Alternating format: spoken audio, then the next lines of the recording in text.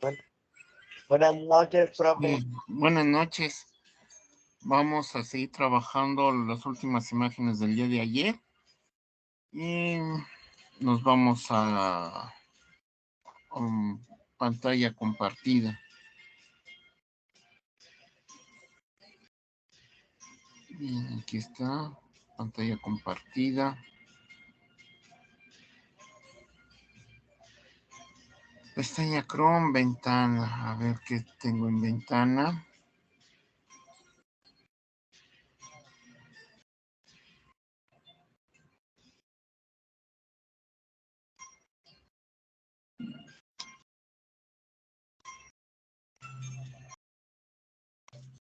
Pestaña Chrome, a ver qué tengo en pestaña Chrome.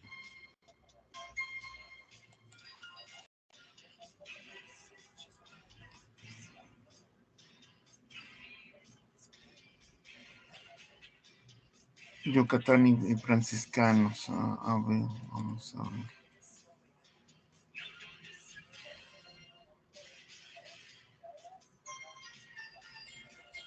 Aquí nos quedamos al día de ayer. Sí, sí, ven la imagen. Pregunto. Profe, solo se ve su carpeta. Solo se ve la No se ve carpeta. nada. No se ve la imagen. A ver, vamos a ver qué hacemos aquí. A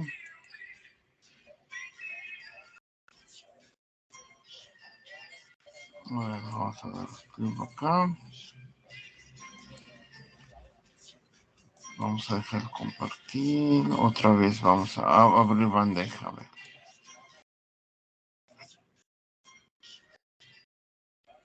Sí, el que tengo en PowerPoint. Según dice aquí que no hay archivos disponibles en PowerPoint.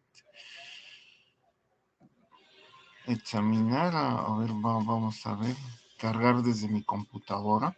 A ver, vamos a ver por acá. Cargar desde mi equipo.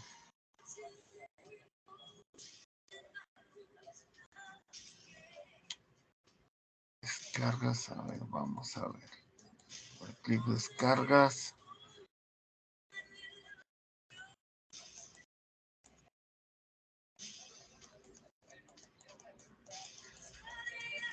No dan para más aquí esta opción.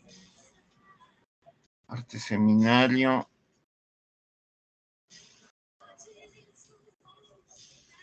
A ver, vamos a ver. Arte seminario.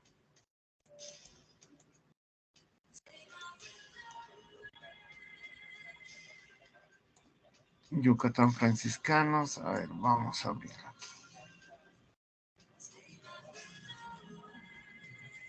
Cargar el archivo. A ver, vamos a cargarlo.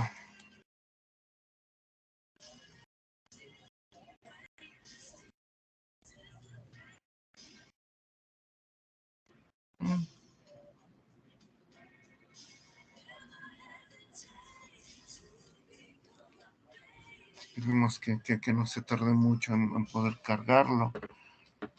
Sí, de hecho, el día de ayer estuvimos trabajando sobre cuestión de iconografía, San Pedro y San Pablo.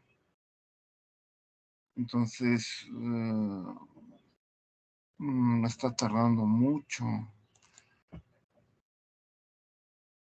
O sea,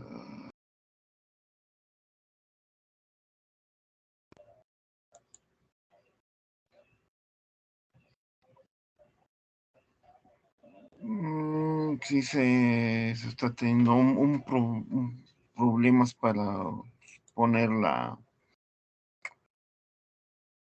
las imágenes que están en PowerPoint y en PDF. Ventana, optativa, reunión.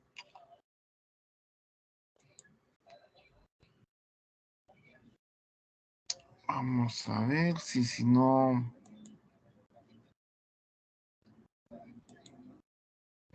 Sí, sí, porque está corriendo las imágenes, pero se ve muy lento.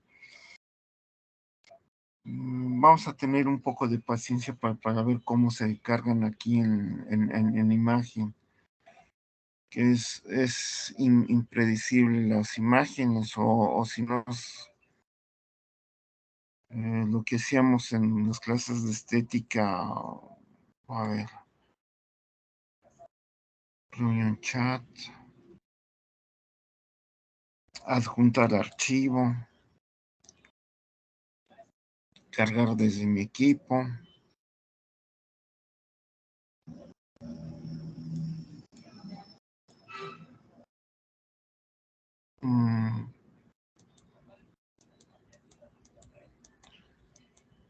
Yucatán franciscanos en PDF y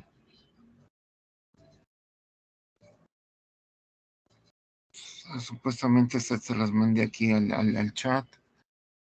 Selecciono una ubicación para cargar. A ver. Vamos a decir que no, porque luego tenemos cargando desde la pantalla y está lento el internet. Bueno, mientras se va cargando el internet, vamos a seguir trabajando la otra parte, que sería el contexto histórico.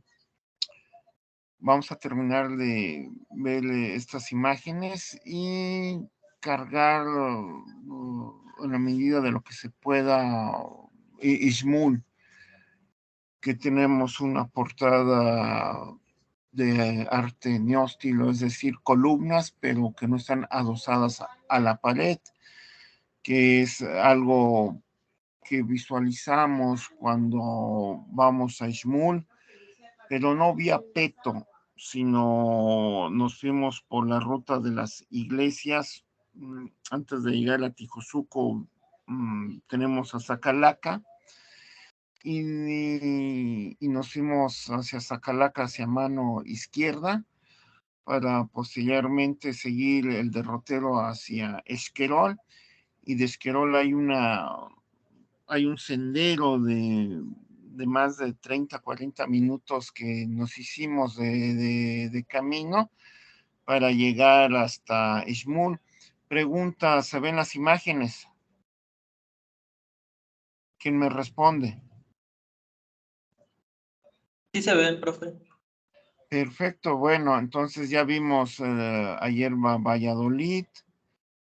Estábamos aquí en el arco de media herradura de San Pedro y San Pablo, que les estaba explicando la cuestión iconográfica, y en ambos, por decir, San Pedro la espada, a San Pablo las llaves, son los que cuidan al cielo para las personas, o más bien las almas de los difuntos, de las personas que se portaron en vida bien en el plano terrenal, y cuando fallezcan sus almas van al cielo, pero tienen la tira papal.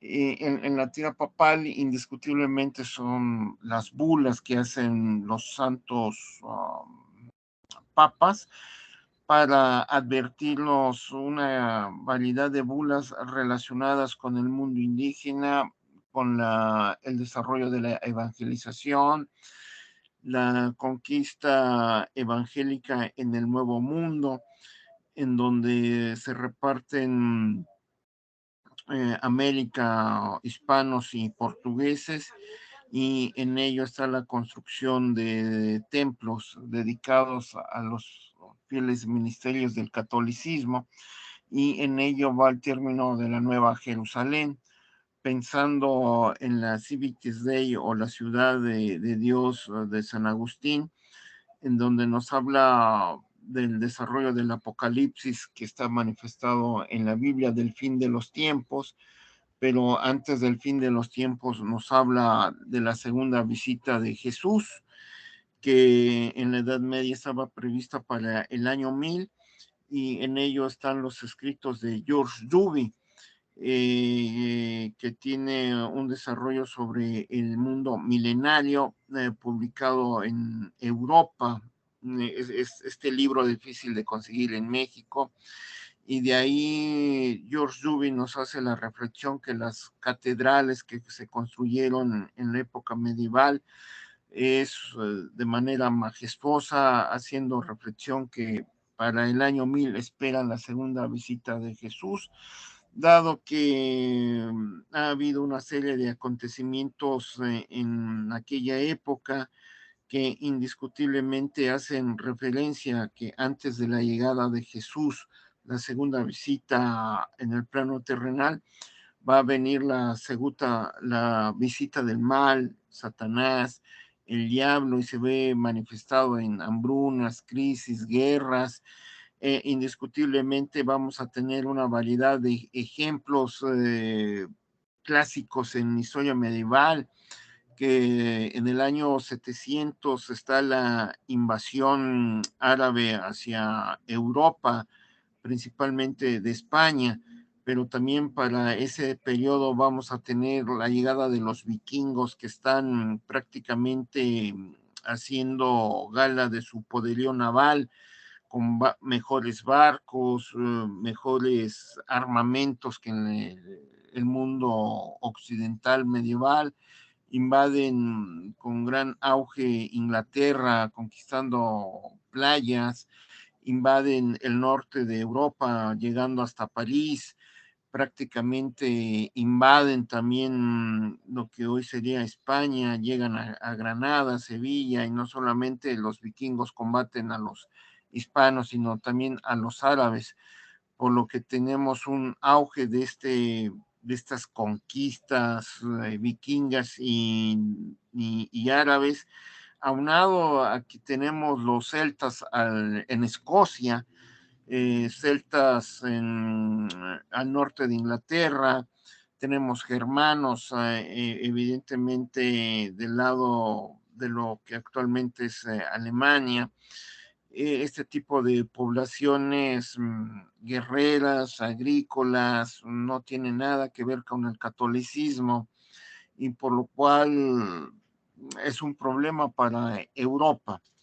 Aparte las cruzadas, en esos aspectos, indiscutiblemente es combatir el mal a través de la espada de los cruzados, y en ello empieza el inicio de la construcción de las grandes catedrales que van a estar en Inglaterra, en España, en la propia Francia, en países como, o naciones como, o más bien dicho, principados, ducados, que sería el término adecuado en la Edad Media, y que en ello está implicado el desarrollo del arte románico. En este punto sí es muy pertinente de que el mal en la Edad Media es esta serie de acontecimientos que he narrado, y de manera paulatina el otro enemigo va a ser los judíos, que están coludados con los árabes para la venta y compra de esclavos cristianos en el Mediterráneo. Van a ser los otros enemigos del mundo católico. En ello, cuando viene la conquista del Nuevo Mundo, es obvio que los enemigos de la fe es el mundo indígena, porque adoran a sus dioses, son vistos por Occidente como paganos, adoradores del diablo, que están en el mundo Edén, porque en la Sagrada Biblia, en el Génesis, se habla de Adán y Eva semidesnudos. El ejemplo para la zona maya, hombre y mujer solamente están cubiertos con un taparrabo por el intenso calor, las mujeres llevan el dorso descubierto, se les ve toda la parte frontal, y esto para la ética cristiana es inconcebible. Y igual el hombre solamente se tapa las partes nobles, está semidesnudo, y evidentemente es por el intenso calor que hay en toda el área maya. En ello estaríamos hablando que los franciscanos principalmente piensan en un mundo idílico, ver este tipo de hombre y mujer, hacen relación al Génesis, Adán y Eva, una gran cantidad de árboles, animales desconocidos en Europa, y evidentemente en sus crónicas franciscanas ponen un mundo idílico. Eso hace reflexión al Edén de la Biblia. Todo ello en un mundo complicado de desarrollo teológico para América. Estaríamos hablando de los papas que hacen las bulas para que españoles y portugueses inicien la conquista del Nuevo Mundo. Obviamente África es para los portugueses, nada para los hispanos, y en el descubrimiento del Nuevo Mundo llevado a cabo por Cristóbal Colón, como ustedes saben, el 12 de octubre de 1492, Portugal va a reclamar derechos para la conquista también del Nuevo Mundo, y llegan a un acuerdo con el Papa de aquella época, si no mal recuerdo, Urbano VII, en donde viene la división del Nuevo Mundo, América, y evidentemente una gran parte del territorio es para los hispanos, y como sabemos lo que actualmente es Brasil para Portugal, pero es un territorio inmenso, la Amazonia, desconocido por los europeos, por lo cual solamente van a tocar las costas brasileñas como Bahía, Sao Paulo, que son los ejemplos, y mientras los hispanos no solamente están circunnavegando y urbanizando las costas con la República de Españoles, sino están adentrándose tierra adentro para la conquista de los indígenas, pero ellos buscan los metales preciosos, oro, plata, principalmente, y obviamente la extracción de las materias primas para llevárselas a Europa. Y en todo ello estaríamos hablando de una economía mercantilista, por lo cual este tipo de portada nos hace el énfasis con San Pedro y San Pablo bajo la jurisdicción del Papa. Es la defensa de la fe en América con la construcción de templos como la Nueva Jerusalén. Sería todo el significado de esta iconografía. Evidentemente, en esta imagen, eh, una persona que no tiene conocimientos de historia del arte puede entrar por la parte lateral de la iglesia de Valladolid, y posiblemente este relieve de piedra no sea tan significativo, o si tienen nociones de arte eh, y estén con familiares o con alumnos a nivel secundaria, van a empezar a hacer preguntas: ¿quiénes son los personajes? Y ustedes deben de responder, sea el caso, si están con familiares o con un grupo, si son profesores. Y evidentemente, al no tener ningún nombre de San Pedro y San Pablo, los estudiantes hacen preguntas de cómo poder identificar a ciencia cierta estos elementos iconográficos de la espada y las llaves, y la respuesta está en la Biblia, y también en el libro de Roux, de los 12 tomos de iconografía que están en francés, y libro proveniente de París, y de 1932 es la primera edición, y el cual está alojado en el Instituto de Investigaciones Estéticas de la UNAM, por si algún día alguno de ustedes ande en la UNAM haciendo maestría o doctorado. Aquí tenemos que sería el convento franciscano de Valladolid, a San Bernardino. Como ustedes pueden ver, tiene una gran diferencia con el convento de Mama de Maní, dado que tenemos la portería, por decir arcos, pilastras, arcos de herradura, arcos de herradura. Tenemos acá prácticamente un conjunto de arcos que sobresalen sobre los que están en la parte del fondo que estoy señalando con el cursor. Y aquí en este arco principal sería la entrada al complejo arquitectónico de barroco sobrio, construcción del siglo XVI o influencia de arte románico para este convento franciscano de Valladolid. Y para que ustedes ubiquen, estando en Valladolid, de la parte de la plaza central, en donde está la iglesia que les mostré hace un par de minutos, caminan del lado hacia occidente.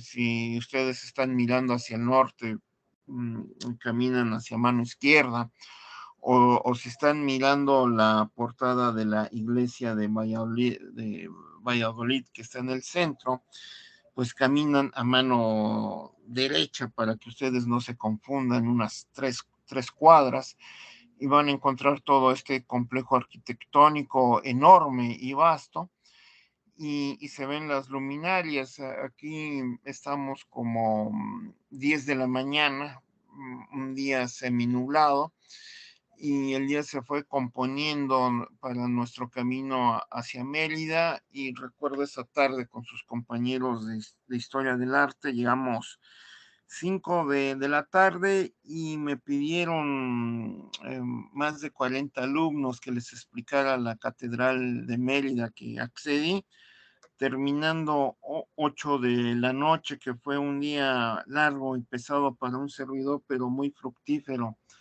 para sus compañeros de humanidades, dado que en el aula, que eran las clases presenciales, pasé mi extensa colección de fotos de iglesias, y evidentemente ya cambia todo el panorama cuando ya son visitas presenciales y los alumnos empezaron a hacer indiscutiblemente lo que les enseñé en el aula, hacerme una serie de preguntas al interior de la Catedral de Madrid, que fue el colofón de ese día, para despedirme del grupo, irme a cenar y irme a dormir cansado. Ya posteriormente lo que hicieron sus compañeros de humanidades ya queda de ellos, dado que como profesor simplemente mi papel es pues no cuidarlos como niños chiquitos.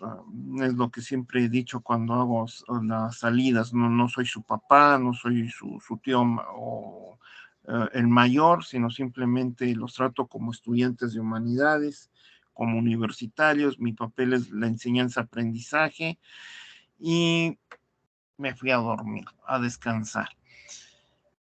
En este sentido, tenemos esta complejidad de convento con almenas en la parte superior. El primer cuerpo prácticamente sería esta arquería, regresando a Izamal. No recuerdo el convento de Izamal, pero en Izamal es una arquería en cubo, un gran cuadrado. Aquí no tenemos esa arquería como Izamal, simplemente lo tenemos toda esta arquería en la entrada principal a la iglesia y al convento, que sería esta parte que estoy mostrando, por lo cual esta entrada principal nos va a llevar del atrio, que es todo lo que estoy señalando con el cursor, un enorme atrio, entrada por la arquería principal para irnos al pórtico o para de la iglesia, o irnos al pórtico para la entrada del convento, que actualmente es un museo auspiciado por el INA.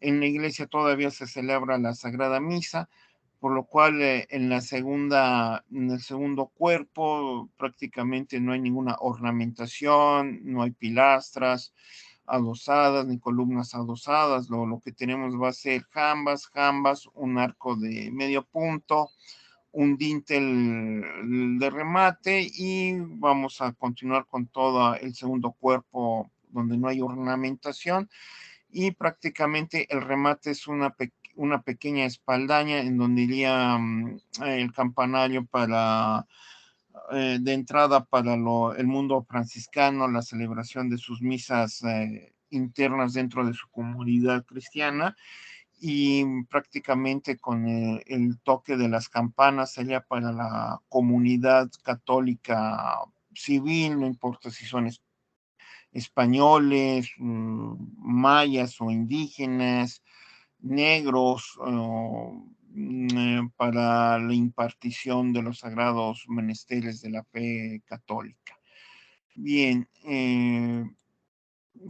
ya estamos al interior del convento, nos hace recordar Izamal, también nos hace recordar Concal, que está al norte de Mérida, pasando Xivichaltún, 5 minutos en auto a velocidad de 80 kilómetros.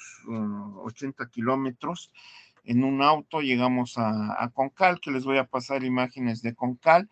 Y ustedes vean, estamos en el claustro. Se oye muy feo decir patio central.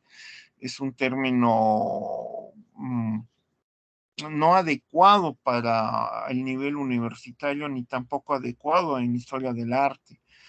Pero en un lenguaje coloquial estaríamos en el patio central. El término adecuado en historia del arte es el claustro, que es la comunicación a los diferentes espacios al interior del convento.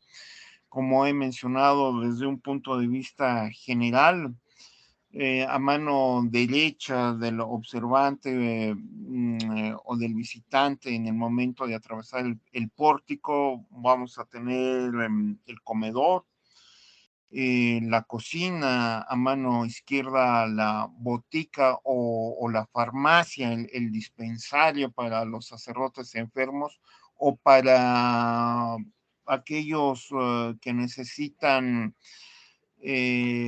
una curación por parte de los franciscanos y de hecho hay hospitales, convento que tienen hospital que puede ser a un lado de la farmacia. Bueno, evidentemente los hospitales de aquella época para el mundo indígena y esclavos negros es un petate en el piso. Evidentemente pueden llegar personas con gastroenteritis, pero el término no existe en la época, sino dolores de estómago. Recuerden las clases de pensamiento grecorromano para la época, evidentemente estamos muy lejos de cirugías, eso no existe para la época, de tabletas, no existe para la época, es medicina a base de herbolaria, moler las hierbas en un mortero, agregar sal o agua, dependiendo de la molestia. Sabemos que para el dolor de estómago, para la época, lo que hace el mundo franciscano, lo sabemos por documentación de los franciscanos en este caso sería del archivo franciscano que está en la UNAM, en la Biblioteca Nacional. Hay un fondo franciscano que consulté hace más de 8 años y ahí trae ciertas notas haciendo reflexión de que para un dolor de estómago, hoy día pues, es gastroenteritis, infección, si no se cuida, cuando tienes infección del estómago te da diarrea, fiebre, si no te cuidas te puede ocasionar la muerte. Mucha gente falleció por problemas estomacales, no se lavan las manos, no hay ese hábito de la higiene, no lavan las verduras o frutas, y mucha gente fallece por problemas estomacales y sabemos de que se hierve eh, con agua hojas de naranjo para hacerse un té y tratar de aliviarse o desificar el dolor y todo está en las manos de Dios. Es obvio de que en el hospital de aquella época los franciscanos atendían españoles pobres, indígenas, mestizos, o si no les gusta el término indígena, mayas, esclavos negros, y mucha gente falleció en la época. Un remedio de esta naturaleza eh, que proviene desde el mundo prácticamente de los griegos, Hipócrates. Recuerdo que hice reflexión de Hipócrates en la clase de pensamiento grecorromano, y en un grupo leí de mi libro de Hipócrates, editado por, bueno, hay una edición por la UNAM, y la que yo tengo es la edición de Gredos, que les leí un grupo de pensamiento grecorromano algunos pasajes sobre los problemas de salud, y evidentemente mucha gente falleció. Es la época de la medicina de Hipócrates, la medicina de Galeno, en función de observación, no hay experimentación, agua blanda, verdura cocida, hacerse test, pero es obvio que mucha gente falleció para la época. Y obvio, también les puse un dolor de muelas. Un dolor de muelas era amarrar al cristiano en una silla con un lazo fuerte, que abriera la boca. No hay anestesia para la época. Llegaba el barbero, aquellas personas que cortaban el pelo en la época, era quien hacía las extracciones de muela. Evidentemente, con unas pinzas extraía la muela, y un dolor intenso por la gente de aquella época, y era la manera de aliviarse de un dolor de diente. Es obvio que no hay dentréficos, no hay pastas. Bueno, sí, hoy en día que hay pastas, hay mucha gente con problemas de salud bucal. Entonces, hay un hospital en los conventos franciscanos, dominicos, agustinos, jesuitas, las órdenes importantes que llegan a la Nueva España, pero no son las únicas, hay más, como podemos ver con los mercedarios, por mencionar alguna de estas. Y ya en la parte superior, a mano izquierda, tenemos la biblioteca, y a mano derecha, en la parte frontal, vamos a tener las habitaciones de los sacerdotes franciscanos.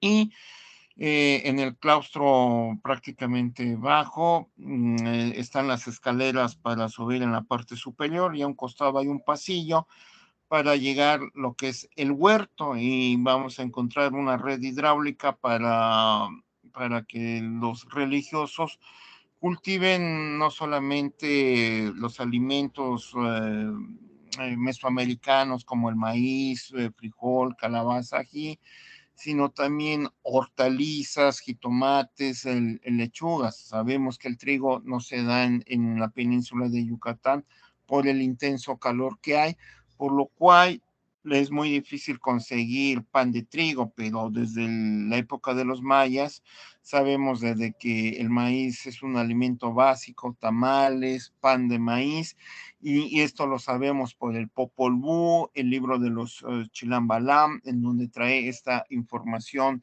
bastante importante para la región maya. Aquí tenemos una construcción hidráulica para ahondar en esta parte. Los franciscanos horadaban la tierra para construir un enorme pozo, encontraban agua a través de un tiro, o sea, sacaban con un lazo, un lienzo, y la cubeta era de material de cuero de vaca. No hay revolución industrial, entonces ustedes deben de tener una reflexión que es un tipo de sociedad muy lejana a la de nosotros, muy distinta, con otra serie de criterios de ética dentro de su sociedad, o dentro de las castas, porque ni siquiera podemos mencionar en los menesteres del virreinato una división de clases sociales. El término adecuado son castas sociales, que así se refleja en la documentación de la época colonial, y en ello estaríamos hablando de esta construcción hidráulica que estaría en este convento, otra perspectiva de la construcción. De hecho, al ir con sus compañeros de humanidades, a un servidor lo mueven mucho para que yo tome mis fotografías. Evidentemente con una visión artística. En el año 2006, cuando hicimos el viaje con sus compañeros de humanidades primera generación, no existe el término selfie. Los celulares de aquella época pues no se comparan con el mundo actual. Se tenía que llevar cámara fotográfica, obviamente no hay iPhone ni nada de ese tipo de tecnología en ese año tan lejano del 2006, buenas cámaras para tomar este tipo de imágenes, y me subieron a la parte superior del convento, a un ventanal, para que se tomara este tipo de fotografía. Y ustedes pueden ver una red hidráulica, que estaríamos hablando de jamba, arco de medio punto, y aquí tenemos un pequeño lavadero, por lo cual expliqué a sus compañeros de aquella generación que los sacerdotes en este espacio posiblemente llegaban para lavarse las manos. Estaba muy retirado a la parte de la cocina y de así como un lavamanos de piedra, y estaba muy retirado también el comedor para ingerir sus alimentos. Posiblemente aquí estaríamos hablando en la parte exterior, en el cual los sacerdotes se lavaban las manos, posiblemente llevaban alguna manzana, alguna naranja, se sentaban en alguna posible banca que existiera en el lugar para disfrutar de un día soleado o un día nublado, pensar en la potestad de Dios, tomarse un pequeño refrigerio antes de ir a comer o ya después de la comida, y llevar un salmo y ponerse a leer en silencio. Es un lugar de descanso. Por decir, en América el nombre común son conventos, pero no se hace la distinción como en Europa, dado que el uso de conventos lo utilizamos para hombres y mujeres. En Europa, por decir, el convento es para las mujeres y monasterio es para los hombres. Este tipo de terminología en las obras de historia del arte difícilmente se pueden llevar a cabo como se hace en Europa. Lo más usual en América es el uso del término convento para hombres y mujeres, y esto se ha ido generalizando.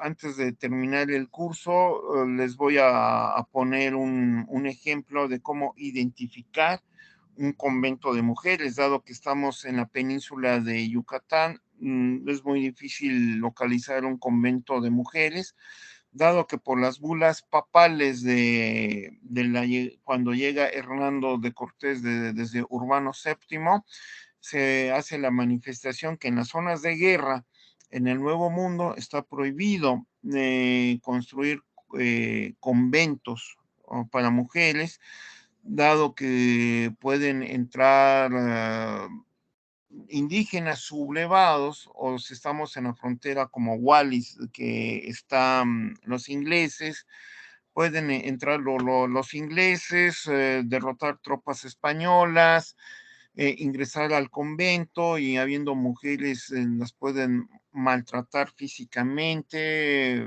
emocionalmente, psicológicamente, verbalmente, incluso matarlas.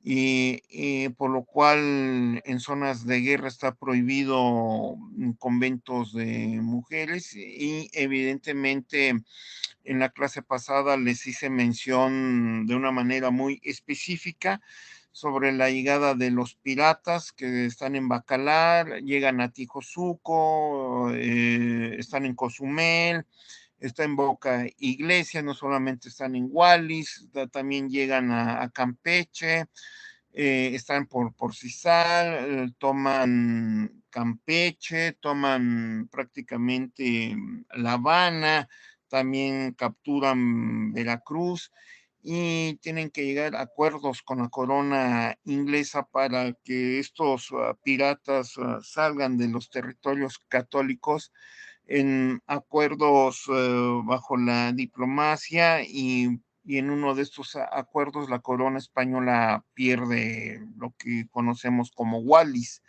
para que la corona inglesa, no solamente a partir del siglo XVII existan piratas, sino las tropas reales de su majestad de Inglaterra que van a construir un fuerte de madera.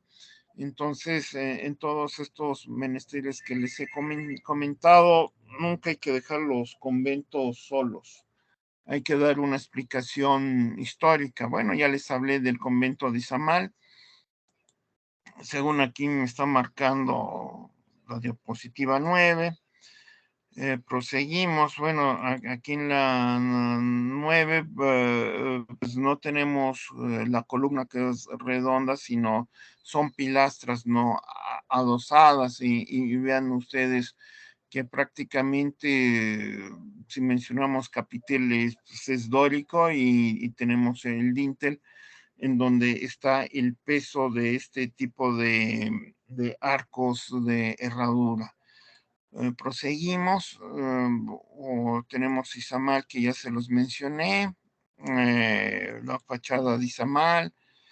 Aquí tenemos Nuestra Señora de la Asunción de Izamal en el vitral. Ya les mostré varias imágenes la clase de ayer y esta, bueno, fue una cámara de alta resolución que llevaban sus compañeros de humanidades y de este camino de donde está Izamal, hay una calle que la cubren los árboles. Se hace como entre 10 y 15 minutos, aunque estaba nublado, pero estábamos yo creo a más de 36 grados centígrados y para los que han ido a Izamal hay pirámides mayas, hay que subir unas escalinatas muy pesadas y sus compañeros de la primera generación me hicieron subir para llegar a la parte principal de la pirámide maya.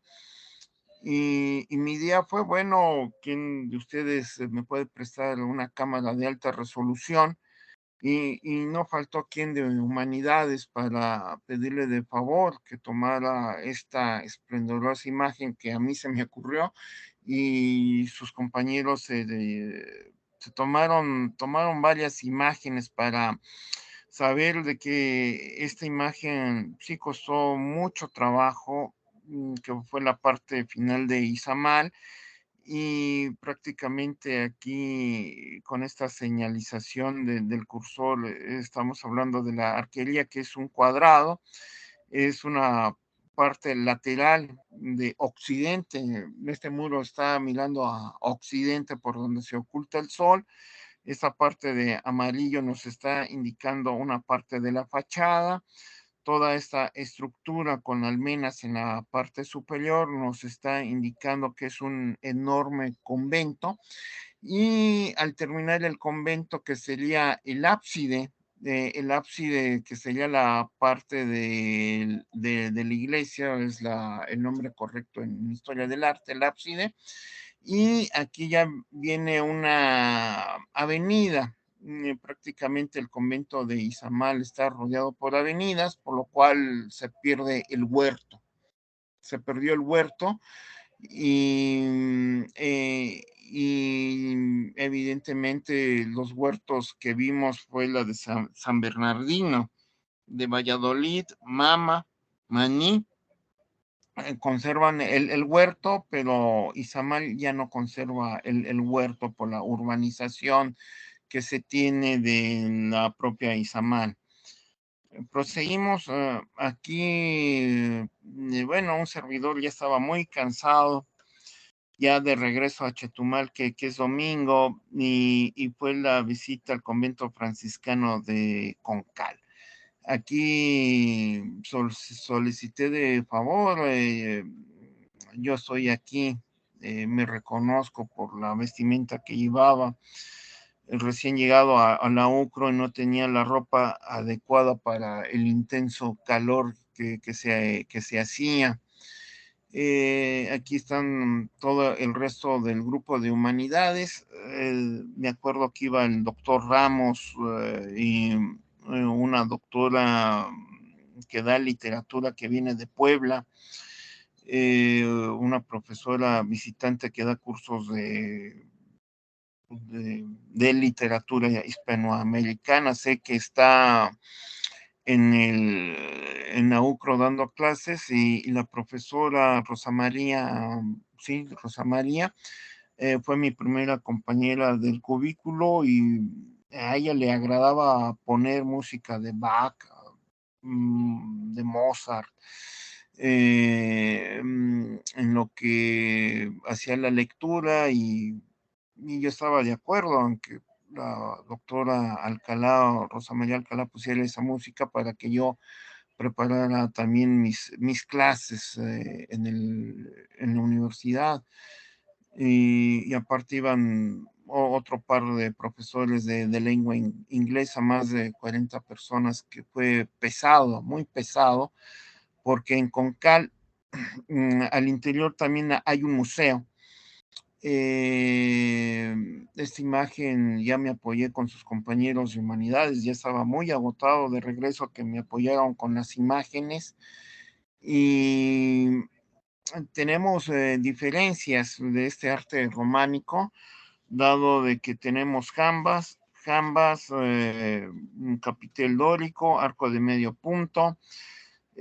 A un costado tenemos diferencias que serían pilastras adosadas con un dintel de remate, un frontón, pero la diferencia es que aquí tenemos una columna, otra columna, y es el rompimiento de este barroco sobrio o arte románico con las otras portadas que les he mostrado. Tenemos jamba, pilastra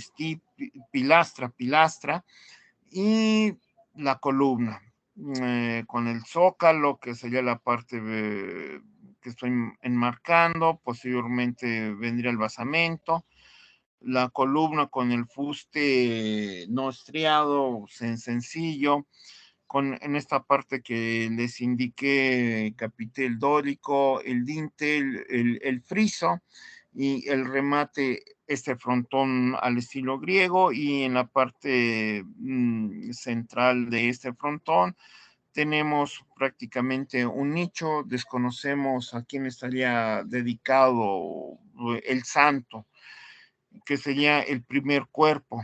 En el segundo cuerpo tenemos un ventanal y la luz solar en el momento en que se oculta el sol en el atardecer.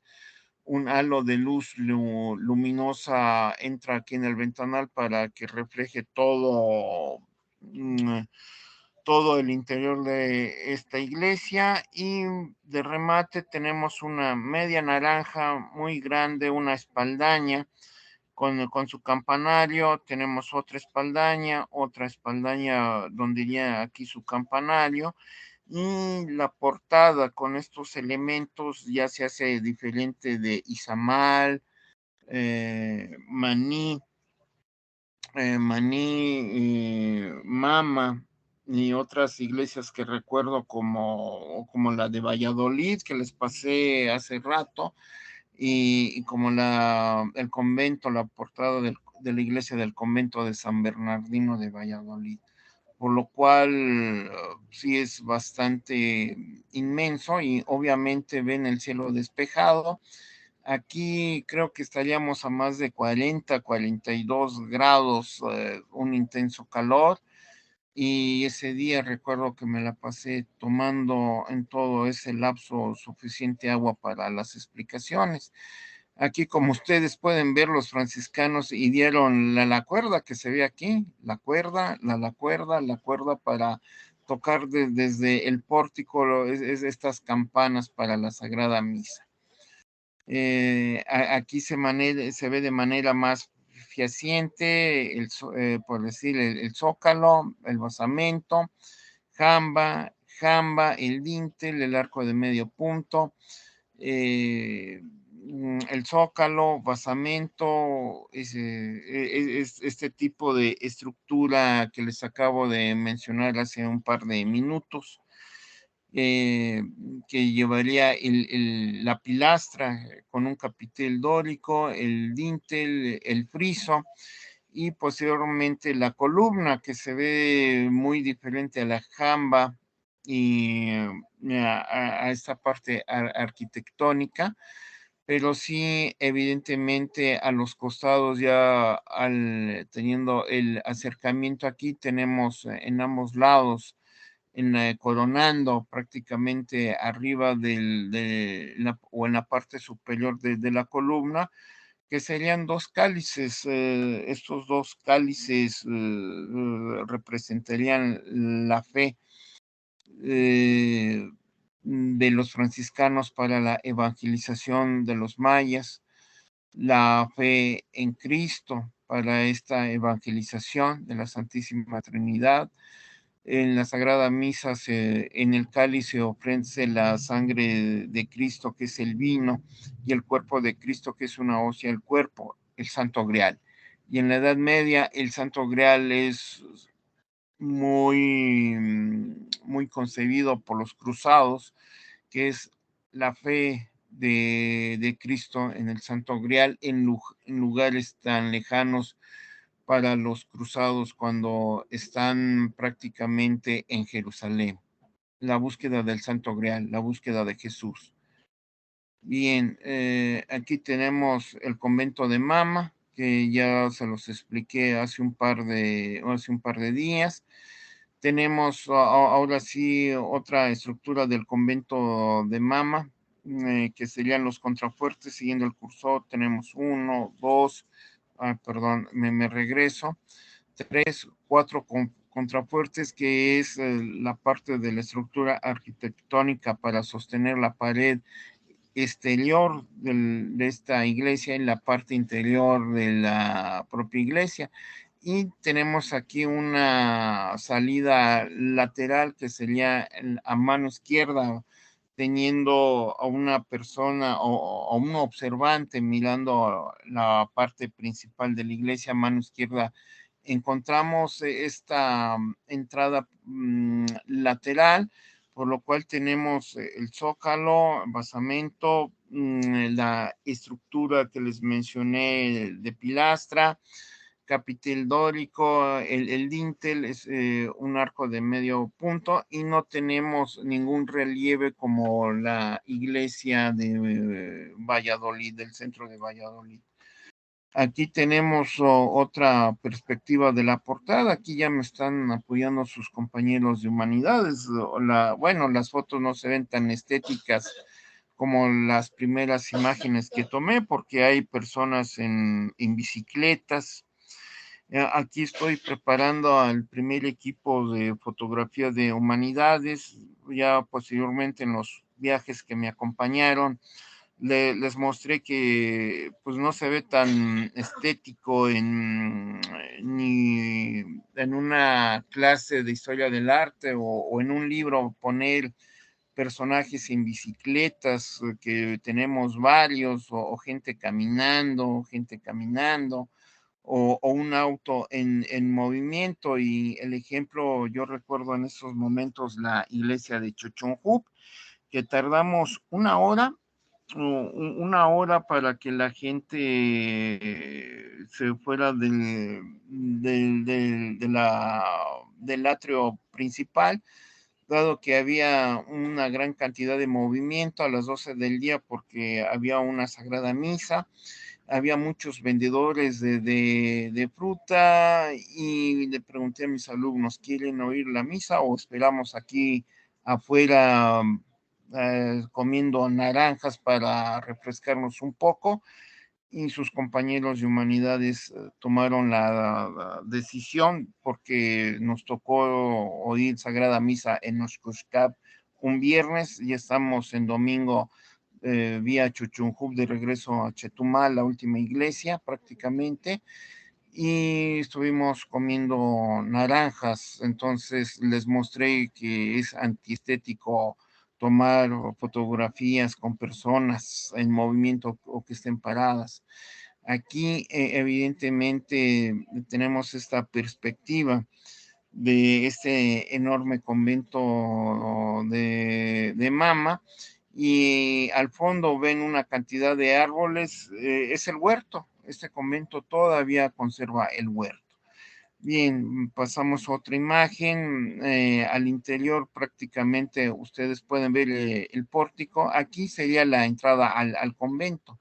En esta puerta, pero tenemos jamba y aquí tenemos dos estructuras independientes que no están adosadas, no son columnas, sino estaríamos hablando prácticamente de la estructura arquitectónica que les mencioné en la portada, en el cual lleva un zócalo, un basamento, prácticamente es un cubo alargado, este cuerpo arquitectónico pilastra, capitel dórico, el dintel y arcos de medio punto. En la parte superior vemos construcciones hidráulicas para cuando en el momento en que vengan las fuertes lluvias se pueda desaguar y no se inunde el techo.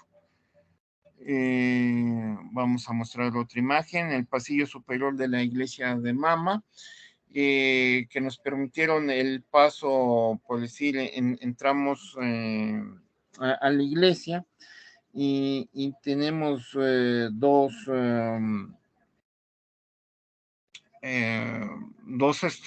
dos estructuras, a mano izquierda y a mano derecha. Muy importante en este tipo de estructuras que son puertas, pueden ser metálicas, puertas de madera cerradas, el sacristán nos hizo el favor de abrir las puertas y evidentemente a mano izquierda está el bautisterio y hay una pequeña puerta para subir a la parte superior de la bóveda y encontramos este pasillo. Evidentemente pidí de favor que se tomara una imagen. Aquí es con flash y caminamos al fondo. Tenemos ventanales pero cerrados, donde no se filtra la luz solar, que miran a un patio lateral que sería, a ver, que sería este patio.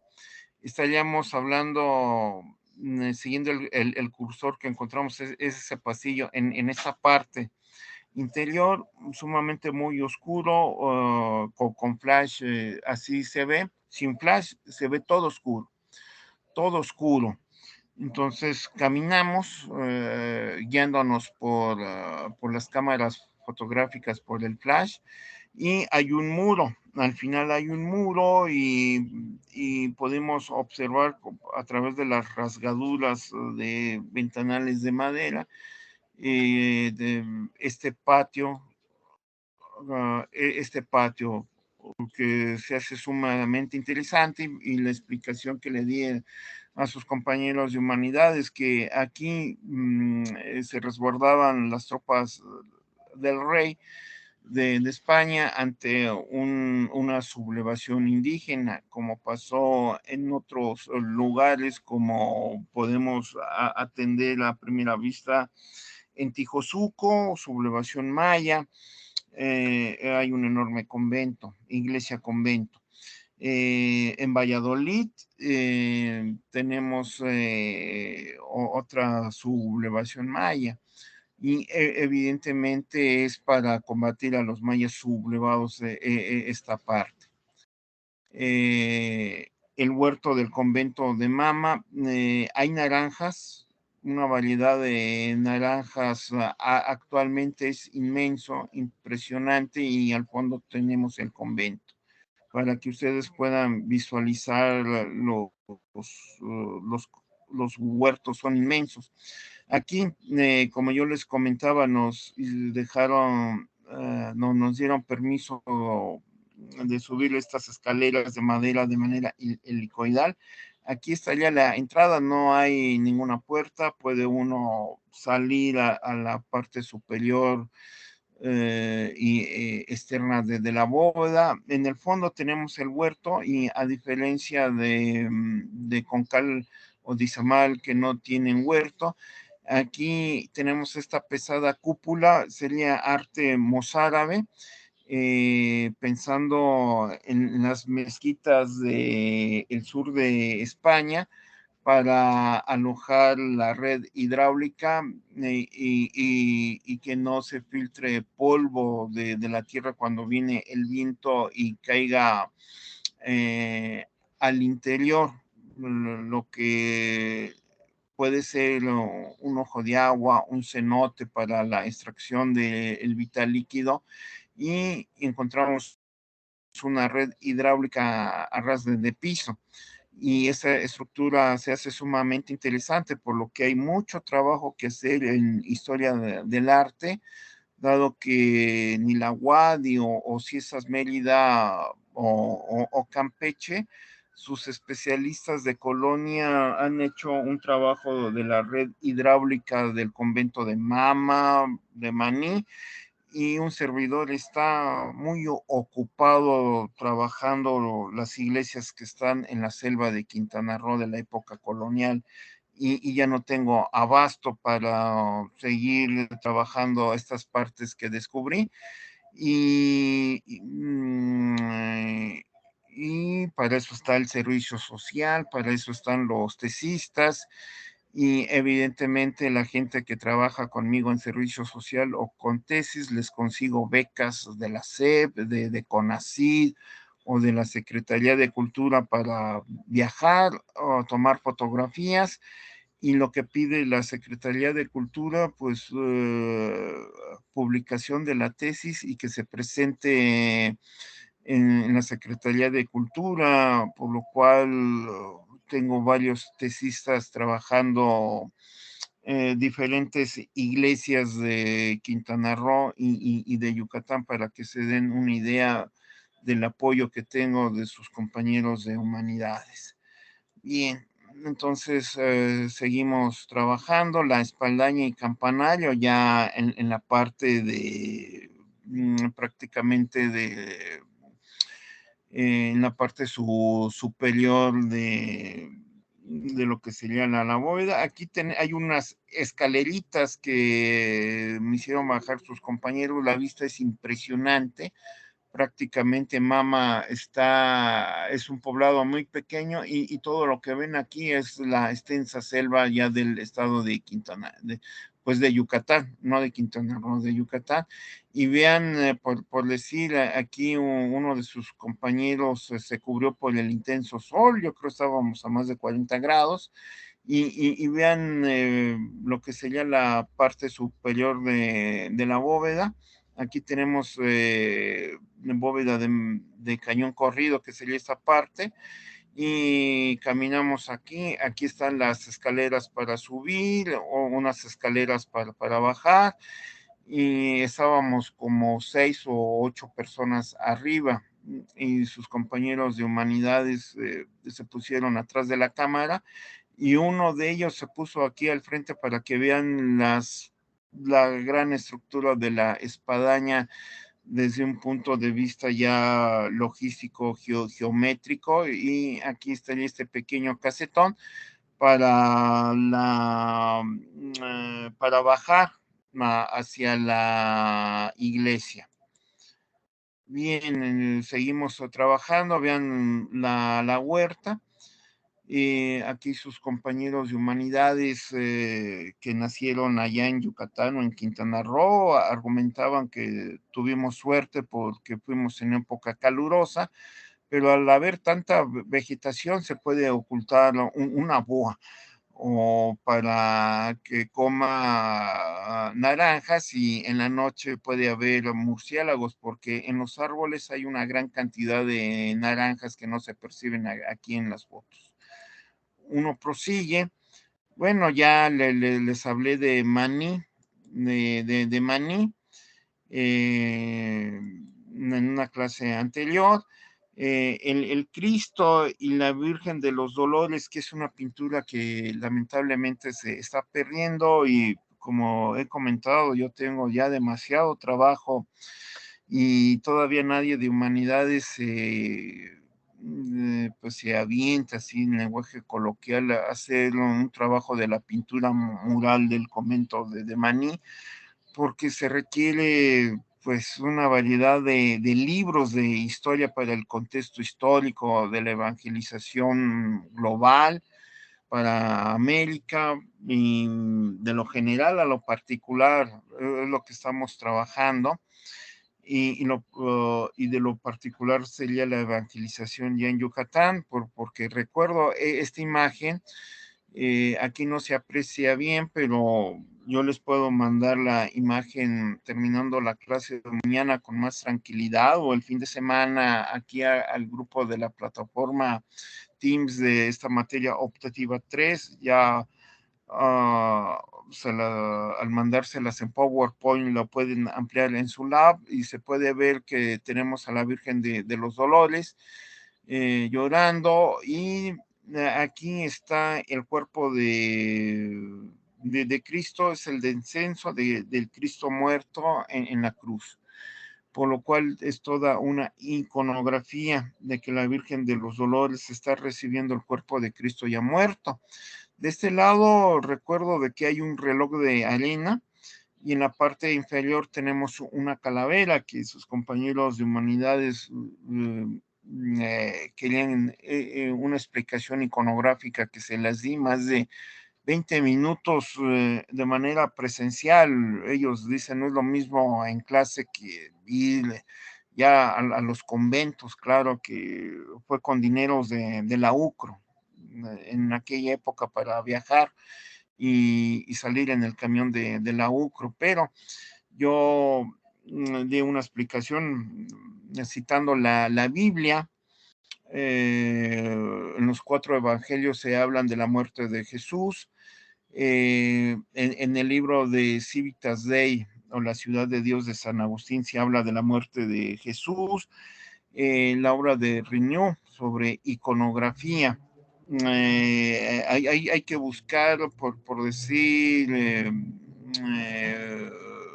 la Virgen de los Dolores para la explicación iconográfica, Jesús descendiendo de la cruz para la explicación iconográfica, y para hablar sobre el reloj de arena y una calavera con 2 fémures cruzados, que es el descenso del Cristo muerto, pensando que es la salvación de los hombres o la salvación de la humanidad por el cual Jesús dio su vida, y la Virgen de María con el hábito negro, que es la representación de la Virgen de los Dolores, que está llorando. A un lado María Magdalena, están llorando por la muerte de Jesús, saben que nunca más lo van a volver caminar, entrar a su casa, hablar con él en lengua aramea. Jesús hablaba en parábolas en aquella época, por eso poca gente le entendió por la manera de hablar, y es obvio el sufrimiento de una madre al ver a su hijo joven de 33 años muerto de una manera violenta por las tropas romanas, dado que fue crucificado por y condenado a muerte por, bueno, a mano de los judíos que fueron a ver al protectorado romano para su crucifixión, porque ellos no pueden darle muerte por idolatría, porque él hablaba de un solo Dios. Evidentemente el Dios de los judíos, pero Jesús tenía muchos enemigos, aquellos adoradores del templo de Salomón, en donde hacían sacrificios del cordero, sacrificaban un cordero y se lo ofrecían a sus dioses, o una codorniz.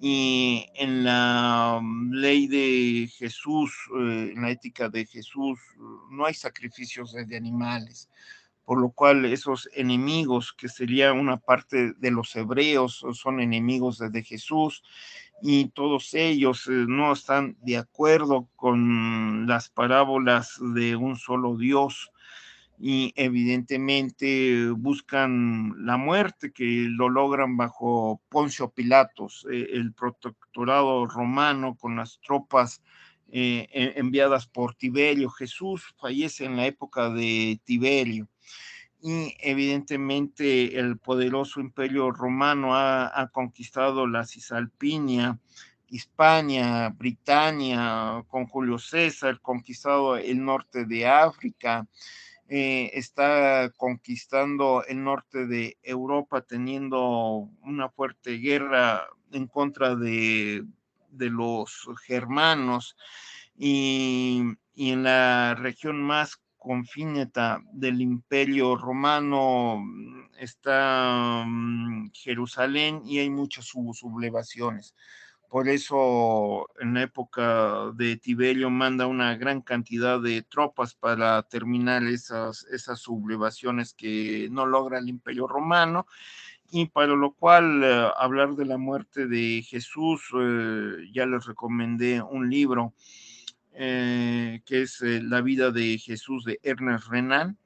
Y para el Imperio Romano, de sorpresa, no hablan de la muerte de Jesús, pero en el contexto histórico, evidentemente dentro de la cronología auspiciada por Occidente, el año 0 o año 1 es el nacimiento de Jesús.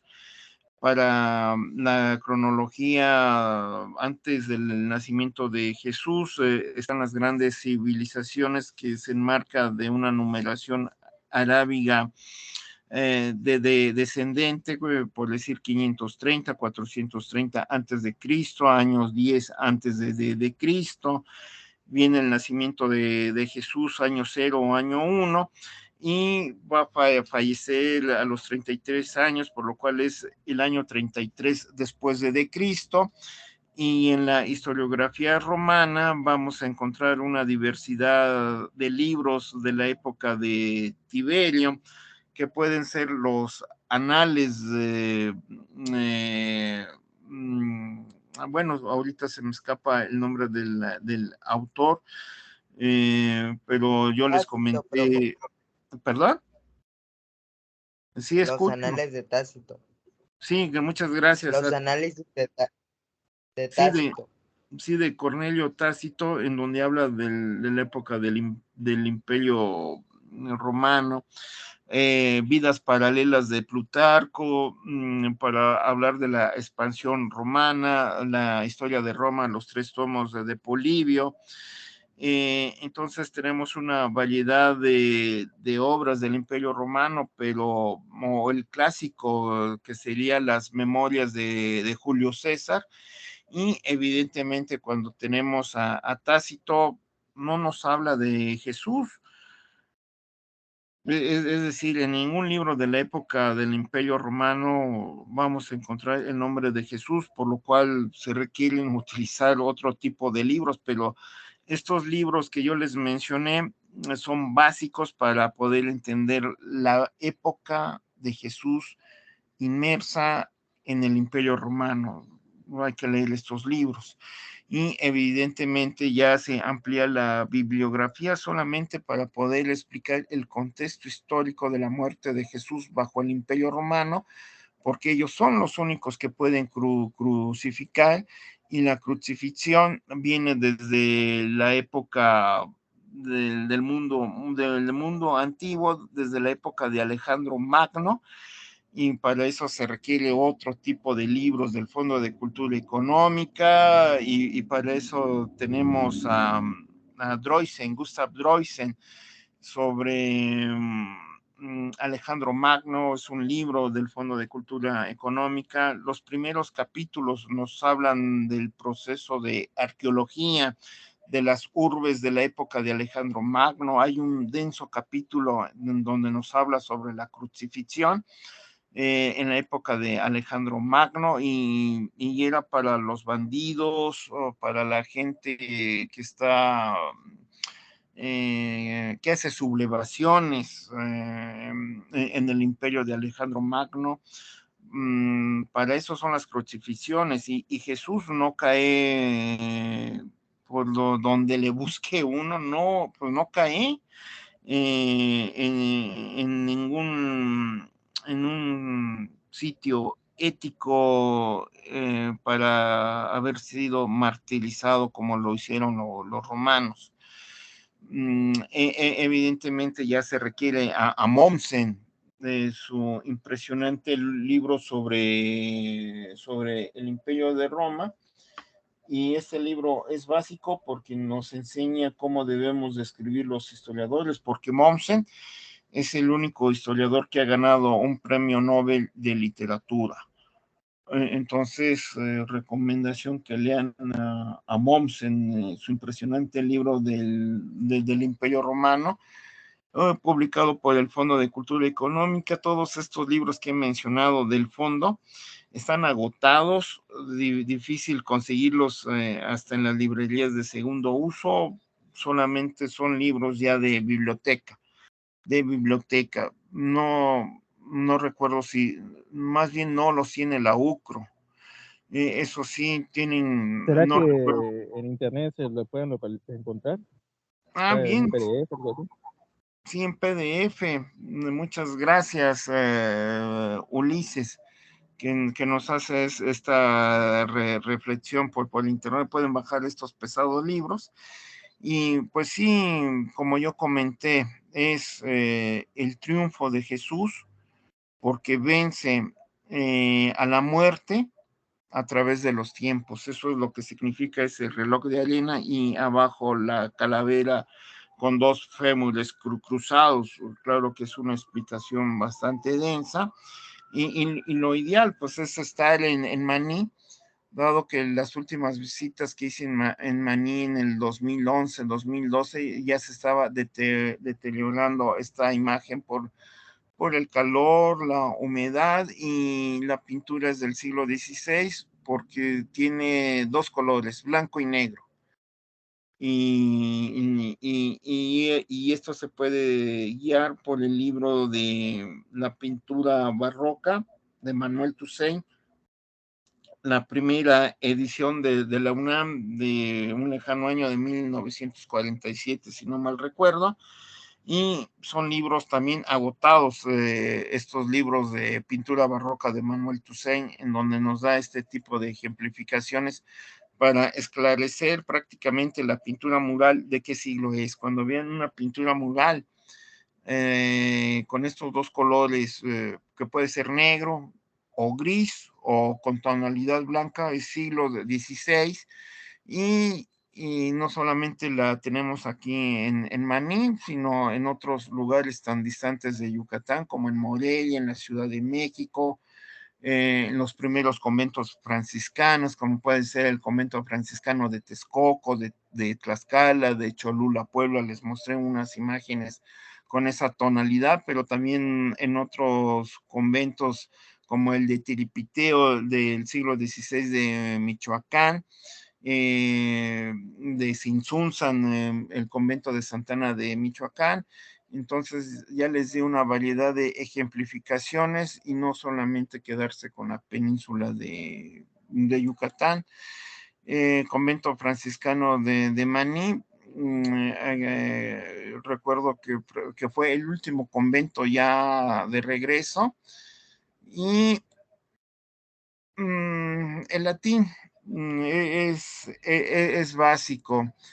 Que sus compañeros de humanidades me hicieron que leyeran delante de los profesores y de los estudiantes que estaban ahí, y con todo gusto les leí todo esto, todas estas frases, y ya me empezaron a hacer muchas preguntas de dónde estudié latín, y mucha gente se sorprendió que viniendo de la UNAM lo hice en el claustro de Sor Juana. Por eso tengo una formación híbrida de escuelas públicas y como la UNAM o la Universidad Autónoma Metropolitana Unidad de Iztapalapa, y en escuelas privadas en donde estudié el latín fue en el claustro de Sor Juana, y más se sorprendieron porque hice estudios de un diplomado en el Colegio de México, ¿no? Se sorprendieron más sus compañeros de humanidades,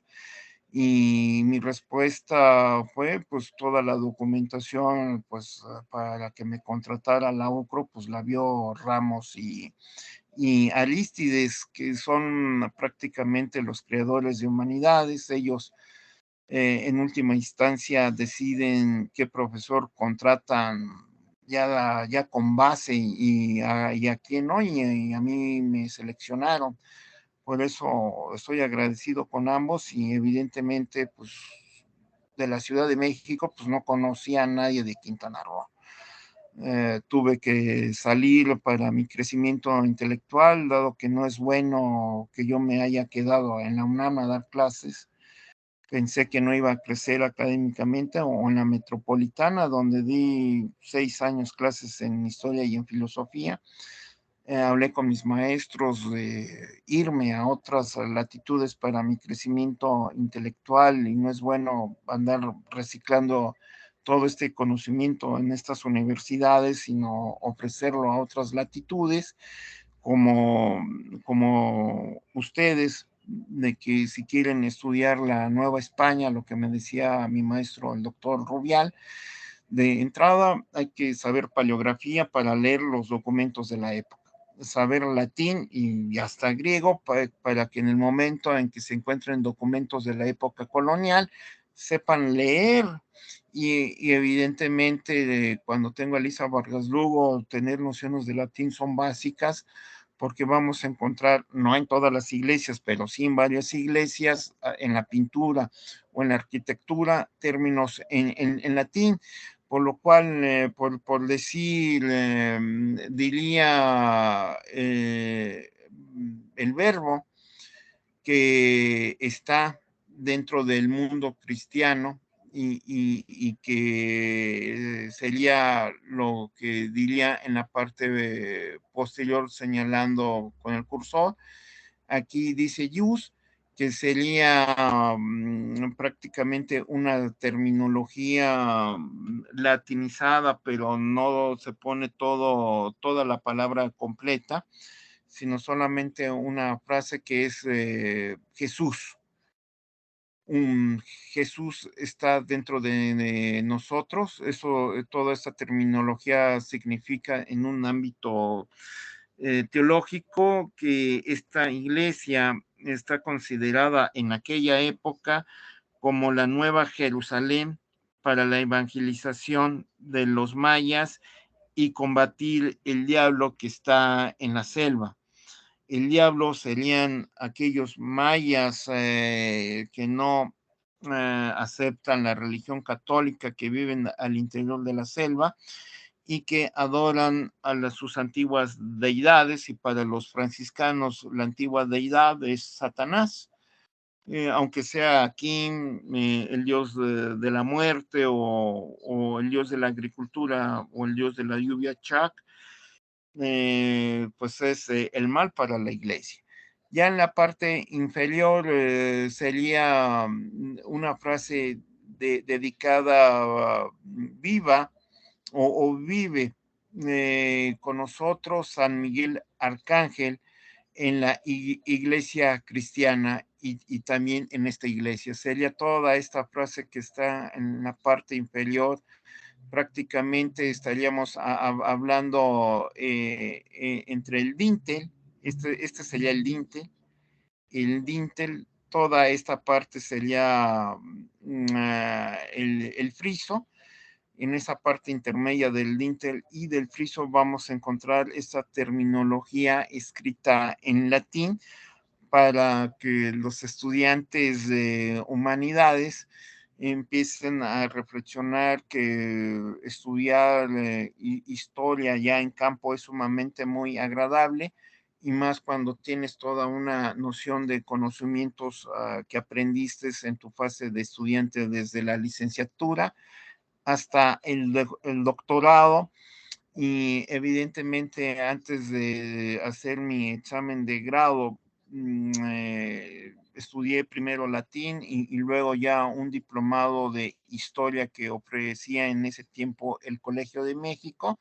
Y todos estos documentos, cuando se abrió la plaza allá en Chetumal, los metí para que fuera el ganador de una plaza abierta que ofreció la Universidad de Quintana Roo en la época del rector, y es de origen maya, el doctor May.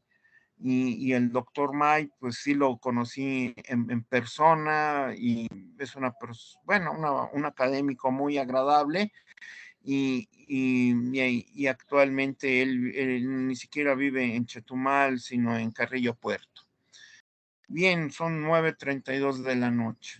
Pasamos 33 imágenes. ¿Alguna duda, algún comentario sobre estas 33 imágenes? Ismul yo lo dejaría para la siguiente clase, que son más de 17 imágenes para que vean la diferencia del barroco y la portada de Ismul es Anasti, lo que significa que esa portada fue construida en 1790.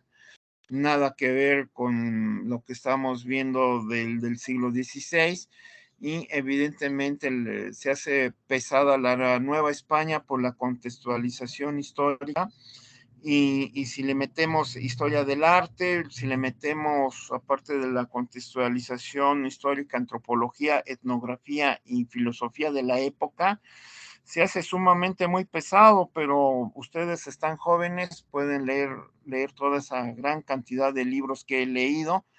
Para eso, después de la licenciatura, está la maestría, está el doctorado, estudios especializados en escuelas privadas como el Colegio de México o el Claustro de Sor Juana, y el postdoctorado con estos cambios que ha hecho CONACYT con este nuevo régimen de López Obrador, pues a nadie le ha gustado y lo digo públicamente, a mí tampoco me han gustado esos cambios.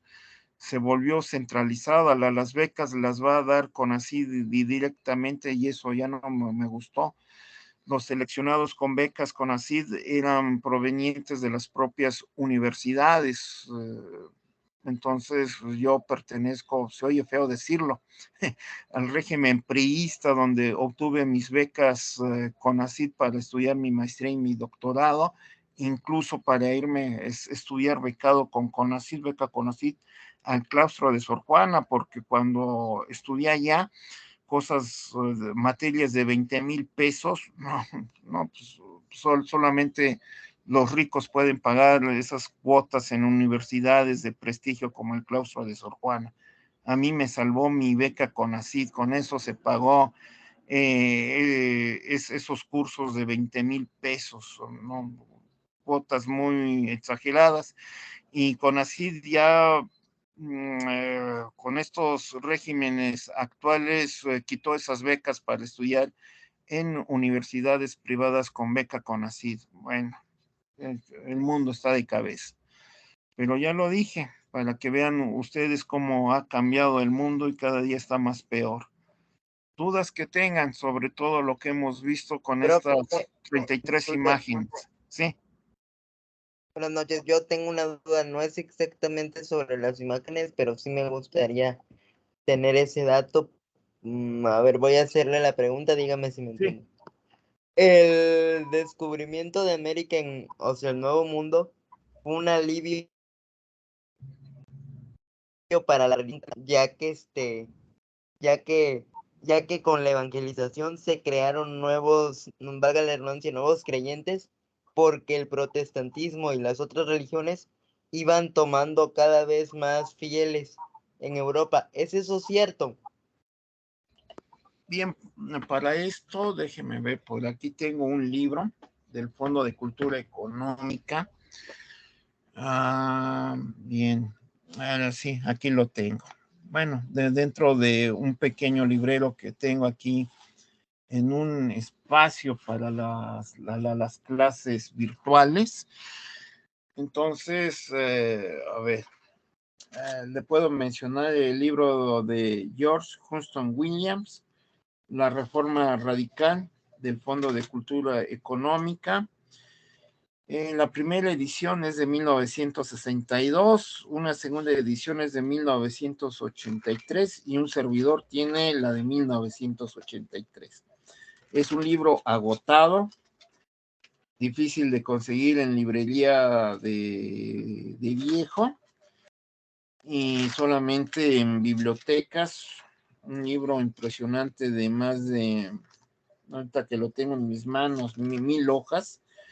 Entonces, este libro que tengo ahorita en mis manos, impresionante, agotado, el primer capítulo habla sobre la catolicidad, el interludio del evangelio, y aquí vienen subcapítulos como los marranos y alumbrados. Los marranos son los judíos, así le dice los católicos de aquella época a los judíos marranos.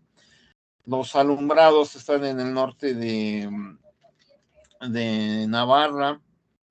Hay alumbrados al norte de Italia, lo que sería Génova, la Inquisición española. Luego viene Erasmo y el Evangelio radical. Y evidentemente trae una serie de reflexiones para visualizar la reforma, la contrarreforma.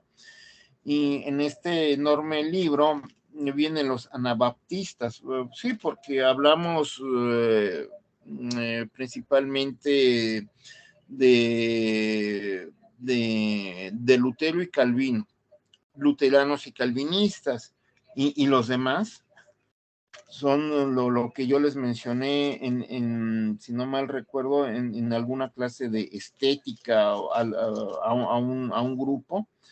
Y los anabaptistas, por decir, están lo que actualmente sería Suecia, Austria, Alemania, pero serían países, no países, sino principados y ducados en el centro de Europa, sería la terminología correcta. Evidentemente trae reflexiones sobre el cristianismo. En esas reflexiones se habla de ciudades como Estrasburgo, para el año de 1529, capítulos bastante pertinentes para hablar sobre este tipo de temas. Y indiscutiblemente un problema para aquella época es la doctrina de la Santísima Trinidad. Claro, si ustedes son católicos y han ido a la doctrina para lo que llaman los católicos la primera comunión, pues ahí enseñan la Santísima Trinidad, pero en cuestión teológica, la Santísima Trinidad no la aceptan ni los luteranos, ni los calvinistas, ni toda la serie de religiones protestantes como los anabaptistas, pero hay más que estaríamos hablando de un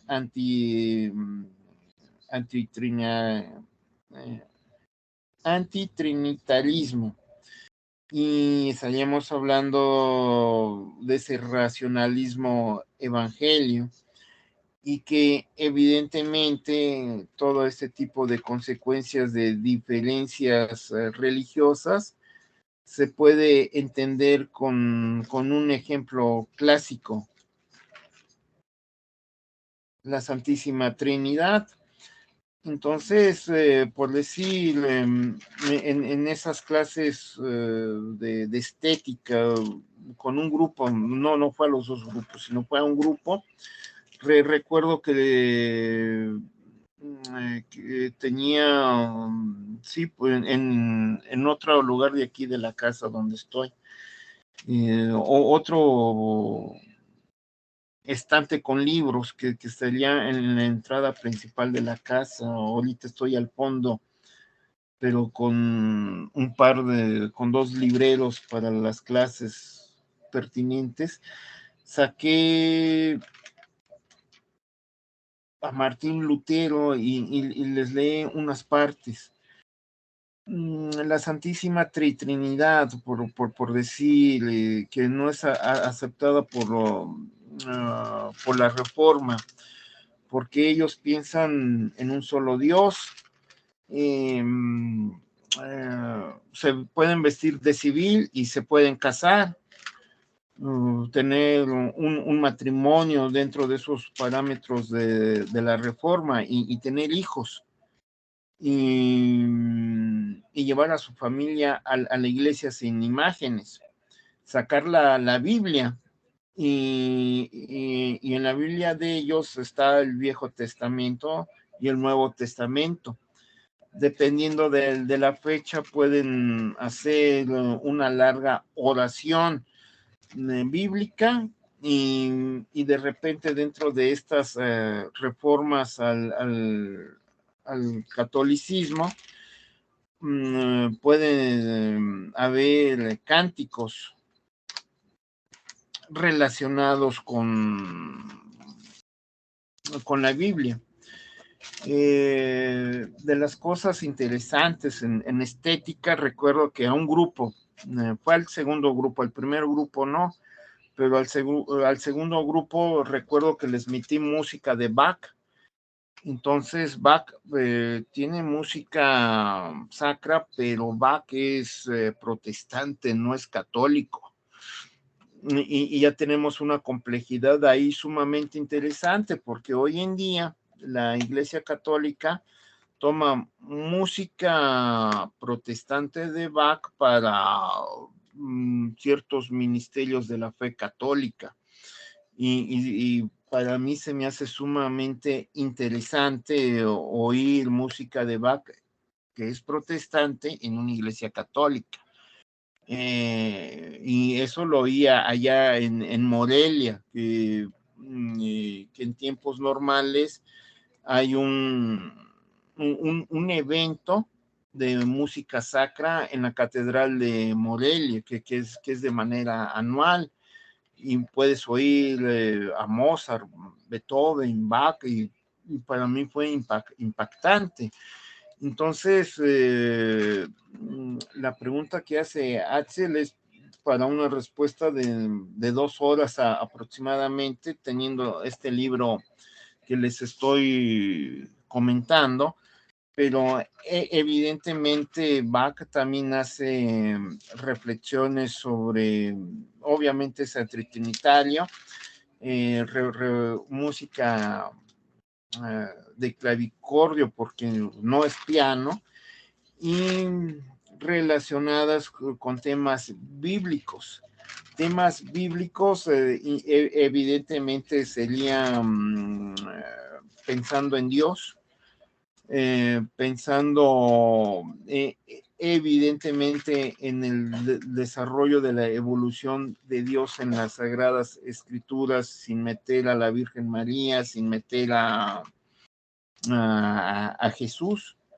Y tenemos una música excelente de Bach, pero como también les mencioné en esa clase de estética que pasé música de Bach, evidentemente son antitrinitarios y por ningún lado dentro de su repertorio de Bach vas a ver la relación trinitaria, porque él es protestante. y todo eso se va a reflejar en la construcción de la música sacra. Para la época es obvio que estaremos hablando del desarrollo de la reforma y de la contrarreforma que está en Europa con guerras religiosas, y en el momento en que viene el descubrimiento, haciendo reflexión que los portugueses están explorando África, el descubrimiento al continente americano por parte de los españoles, que ellos lo que buscan son materias primas, ellos no vienen a evangelizar, sino lo que buscan es oro, plata, especies, porque está cerrado el paso por los árabes y la derrota tremenda que tiene Occidente por las cruzadas. Es un fracaso rotundo. Ese paso está cerrado y los europeos no tienen especies provenientes de la India, de la China, no solamente en alimentos, sino los tés, sino hierbas medicinales, que es otra parte que no les he hablado, de medicina milenaria muy diferente a la medieval, a acupuntura, yoga, estas cuestiones de tai chi que sirven para regular la respiración, los pulmones, regular la circulación sanguínea con una serie de ejercicios, el yoga de la India, el tai chi de China. Todo esto evidentemente es desconocido por el mundo europeo, y cuando se cierra ese paso por tierra, ustedes saben en sus clases de historia de la primaria, secundaria o en el bachillerato, cuestiones básicas, Colón busca materias primas, no busca evangelizar. Cuando tienes a los españoles en 1517, 1518, ellos están explorando, ellos no vienen a la búsqueda de la evangelización, están explorando, cartografiando para tener un paso hacia Ceilán, que Ceilán, siguiendo a Marco Polo, para algunos historiadores es China, para otros historiadores es Japón, y cuando llega Cristóbal Colón, él está buscando a los a Gengis Khan, a los sucesores de Gengis Khan, para tener una relación comercial y la búsqueda de oro, plata y las especies, y están buscando un paso. Y no encuentran el paso, lo que van a encontrar es un continente, y los españoles lo primero que encuentran es la civilización maya. Hernando de Cortés, por eso hay muchos estudios para Hernando de Cortés. Él no viene a evangelizar, él viene a conquistar, él viene a explotar los recursos naturales, oro y plata, y cuando ven que es un inmenso territorio, Hernando de Cortés para 1524 está pidiendo franciscanos, porque son de la orden, de la tercera orden menor, franciscanos que vienen con Hernando de Cortés para el proceso de evangelización, y ya tienes ahí el inicio de la evangelización con la destrucción de las pirámides, no solamente en el Valle de México, sino también en la zona maya, para la construcción de templos, conventos, iglesias, para los sagrados ministerios de la fe. Y ya en el proceso de la evangelización, lo que quiere evitar el Papa es la idolatría, pero de los indígenas, que no estén adorando a sus antiguas deidades. Y cuando están surcando en América, ingleses, holandeses, lo que llamamos piratería, lo que quiere evitar la iglesia es de que los indígenas tengan contacto con estos piratas, para que no caigan en manos de la reforma.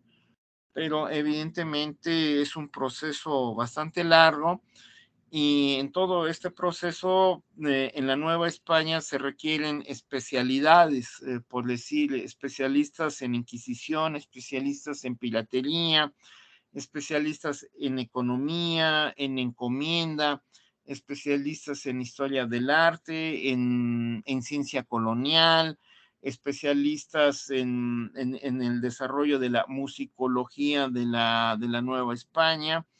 Por eso, pues es pertinente estudiar la licenciatura de Historia en la UNAM, porque ahí nos van a enseñar, por decir, de lo general a lo particular, una serie de materias para que demos clases en secundaria o en bachillerato sobre temas de historia antigua, historia europea, que es básica en nuestra formación, pero ya en el proceso de especialización, ya en el momento de escribir la tesis para titularnos en la UNAM, en mi época era un examen, una tesis, y no había de otra, no como ahora en la UNAM, que haces una monografía, que entras a un seminario, entregas un trabajo de 30 hojas y te dan el título. Eso es en tiempos actuales, pero en mi época era simplemente escribir la tesis y hacer un examen. Por eso mucha gente no se titulaba en la UNAM, había mucha gente que no se titulaba por esa condición dura que tenía la UNAM, y los que sí terminamos haciendo la tesis y un examen oral, pues simplemente la especialización que dentro de ese mundo de la Nueva España, en mi proceso de formación yo seleccioné ciencia novohispana, Newton, es mi especialización, pero tanto me gustó las clases de Rubial como las de Edad Media que recibí, y las clases de paleografía y también las clases de historia del arte, que todo eso se quedó almacenado en mi cerebro. Y ya en mi proceso de formación como docente en la Universidad Autónoma Metropolitana empecé a sacar toda esa serie de almacenada en mi cerebro, y empecé a salir con mis alumnos a museos, zonas arqueológicas, iglesias coloniales. Y obvio, cuando llego a Quintana Roo, traigo todo ese brebaje de libros y toda esa forma de conducirme delante de un grupo que evidentemente para hoy día, después de 16 años de estar en Quintana Roo, CONACYT me considera una dualidad, especialista en ciencia colonial y especialista en historia del arte colonial en Quintana Roo, ahora sí por los libros que he sacado, pero ese tipo de pregunta, Axel, yo se la doy desde mi punto de vista. Si tuviéramos a la especialista o una especialista del Santo Oficio, le va a dar otra respuesta diferente con los libros que ha leído, y la hipótesis central en donde sí estamos todos de acuerdo, no importa si él es especialista de arte o de ciencia colonial, de Santo Oficio, de economía novohispana, religión novohispana, es de que la llegada de la reforma en América se da principalmente de que la iglesia no trata de evitar la llegada de ideología a través de la piratería, los protestantes al Nuevo Mundo y contaminen a los indígenas, por lo cual la iglesia cristiana va a implementar la Inquisición para defender la fe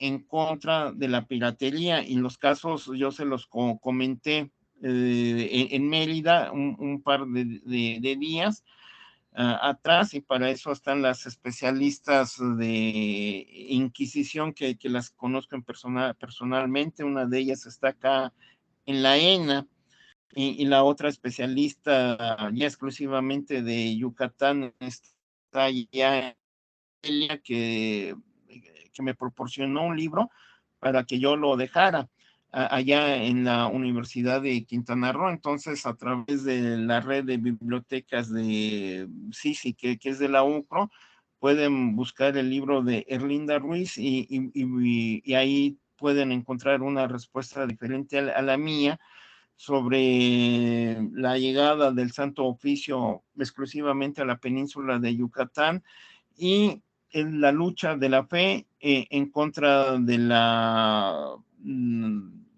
sería luteranismo que traen los piratas, el calvinismo que traen también los piratas, Inglaterra calvinismo, luteranismo los alemanes, y ya tenemos esa diferencia que ellos no aceptan la Santísima Trinidad.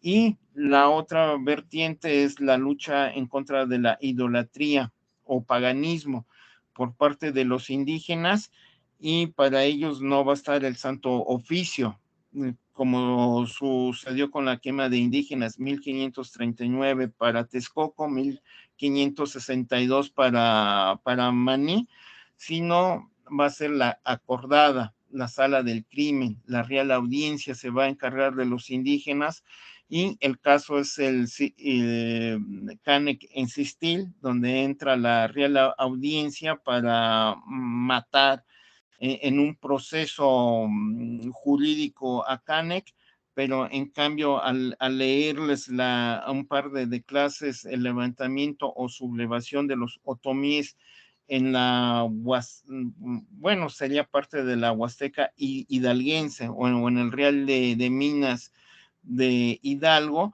en donde entra la Real Audiencia, la sala del crimen para hacer un proceso jurídico, y les cortan las manos, vienen azotes, latigazos a mujeres, hombres, les cortan la lengua, les cortan el oído, dependiendo del delito elevado que hicieron en ese levantamiento los otomíes.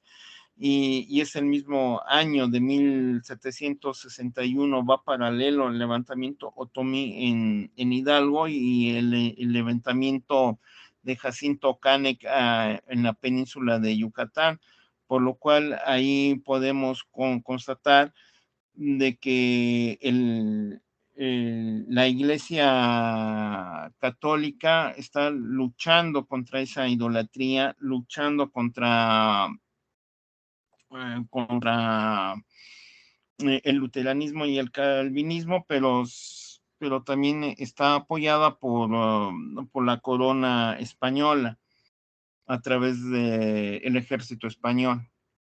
Entonces es una respuesta que me puedo aventar más de 2 horas, pero espero que con esta semblanza de explicación de 20 minutos le haya quedado un poco claro, pero sí es pertinente hacer mención que dentro de ese proceso de enseñanza-aprendizaje se requieren especialistas en Quintana Roo, y lo que siempre he mencionado de que hay una parte de especialidad olvidada en todo Quintana Roo, que es la Nueva España.